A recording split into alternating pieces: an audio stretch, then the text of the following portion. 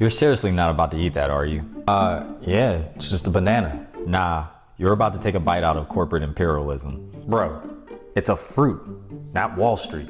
You ever heard of the United Fruit Company? The company that made fruit? They didn't just make fruits, they owned it. And not just the fruits, but the land it grew on. And sometimes the governments too. A fruit company owned governments? Yep, especially in Latin America. Have you ever heard of the Banana Massacres? Banana Massacre? That sounds like a terrible horror movie. What's that about? Well, in 1928, Colombian workers went on strike against the United Fruit Company for better working conditions. But the United Fruit Company wasn't having that, so they called in a favor from the Colombian government, who sent the army. And they unalived thousands of workers to protect the profits of the United Fruit Company. Over bananas? Not just bananas, but control.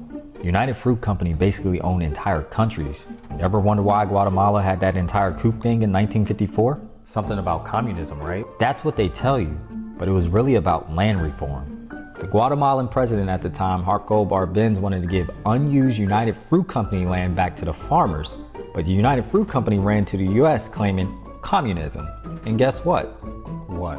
The United States Secretary of State and the director of the CIA both had ties to the United Fruit Company. So you're saying the US overthrew a government for bananas?